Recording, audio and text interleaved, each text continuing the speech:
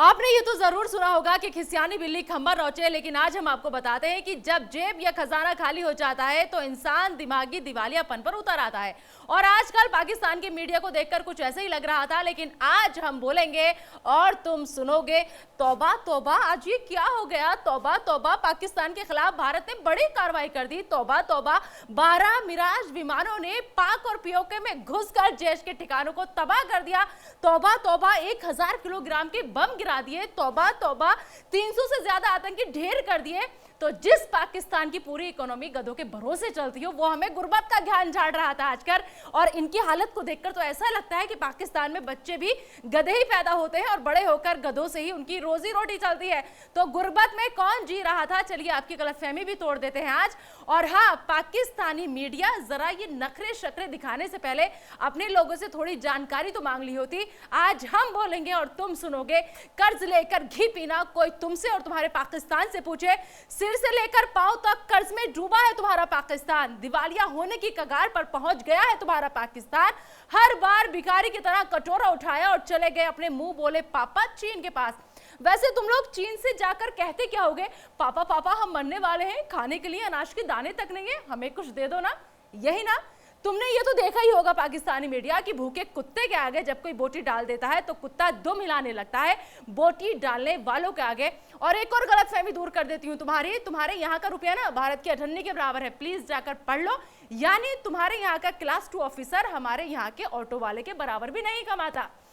इन दिनों की मैं बात कर रही हूँ। इन दिनों जो पाकिस्तानी मीडिया के तेवर थे ना, उसे हमारे यहाँ पे भौंकना कहते हैं, भौंकना। और पाकिस्तानी मीडिया, तुम्हें तो ये बाखूबी पता ही होगा कि जो कुत्ते काट नहीं सकते वो सिर्फ भौंक कर ही काम चलाते हैं। लेकिन हम वो शेर हैं जो कहते हैं वो करते हैं।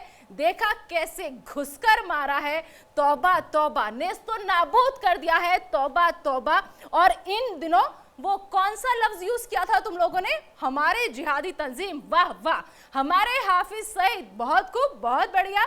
अरे अगर हिम्मत है तो दुनिया को बताओ ना। हम दुनिया के सामने यही तो कह रहे हैं, ये सारे जिहादी तंजीम तुम्हारे हैं। हाफिज सईद को तुमने पाला है। हिम्मत है तो बताओ दुनिया को, ताकि दुनिया भी देखे तुम्हारे जिहादी तंजीम की हकीकत, दुनिया देखे तुम्हारे हाफिज चाचा की हकीकत और तुम्हारी हकीकत। लेकिन दुनिया के सामने तो तुम्हारी गिग्गी बंद हो जाती है। और पाकिस्तानी मीडिया ने इन दिनों भारतीय फिल्मों पर भी सवाल उठाए। मतलब कोई मौका नहीं छोड़ा कि जैसे भी हो बस हिंदुस्तान का मजाक उड़ा रहे हैं। अरे बरखुरदारों, हमारी इंडस्ट्री ने अगर काम देना बंद कर दिया ना तो भूखे मर जाएंगे पाकिस्तानी कलाकार। याद है ना अदनान सामी, तुम्हारे देश को लात मारकर हमारे देश में आकर बस गए। आतिफ असलम, फवाद खान, हुमैमा मलिक, इमरान अब्बास, मावरा हुसैन, माहिरा खान, अली जफर, मीका जुल्फिकार, वीना मलिक, अर्शी खान, सारा लोरेन और न जाने ऐसे कितने नाम। सबा कमर तो आपको याद ही होंगी। कैसे पाकिस्तान की कलई खोली थी सबा ने। साफ कहा था कि हमें शर्मिंदगी उठानी पड़ती है पाकिस्तानी होने पर। तो मत भूलिए कि हमने अगर इन्हें सर आंखों पर नहीं बिठाया होता तो आज पाकिस्तान में किसी गली या नुक्कड़ पर भजन गा रहे होते, या फिर हो सकता है तुम्हारे अब्बा हुजूर की खिदमत में लोरी सुना रहे होते। और तुम लोगों ने हमारी फिल्म टॉयलेट एक प्रेम कथा पर भी इन दिनों सवाल उठाया। क्या कहा तुम लोगों ने? कि हमारे यहाँ टॉयलेट पर फिल्में बनती है। अरे ऊपर वाले ने तुम लोगों को शक्ल के साथ साथ अक्ल भी नहीं दी क्या? पहले जाकर कम से कम फिल्म तो देख ली होती आप लोगों ने। अपने इमरान अब्बा को कहो कि तुम्हारे पाकिस्तान में फिल्म रिलीज करवा दे, लोग देख लें और उन्हें पता चले कि इस फिल्म में क्या है। ये फिल्म लोगों को जागरूक करने के लिए बनी थी। अपने इमरान चाचू को कहो कि तुम्हारे यहाँ भी फिल्म दिखाएं और कम से कम टॉयलेट की हालत ठीक हो सके। मुझे तो शर्म आती है तुम्हारे यहाँ की टॉयलेट की हालत बताते हुए और तुम्हारी हालत बताते हुए। अपनी टॉयलेट की हालत देखिए कभी तुम लोगों ने? मैं बताती हूँ तुम्हारी टॉयलेट की हालत क्या है। 21 करोड़ की आबादी और उसमें भी 7 करोड़ के पास ना तो पीने के लिए साफ पानी है और ना ही टॉयलेट है। कम से कम इस पर तो गौर फरमा लेते पाकिस्तानी मीडिया, और आकर के बैठ गए हो हिंदुस्तान की फिल्मों पर सवाल उठाने के लिए। तौबा तौबा, इन दिनों ऐसा लगता था जैसे किसी ने पाकिस्तान की सारी मीडिया को भांग की गोली दे दी हो, इसलिए नशे में उठकर चले आते थे और अपना पूरा ज्ञान बककर निकल लिया करते थे। अब मैं पूछती हूँ, हाउस द जोश? क्या कहा? Dead sir, roasted sir? तौबा तौबा, ऐसे नहीं कहते, बुरा लगेगा आपके आकाओं को।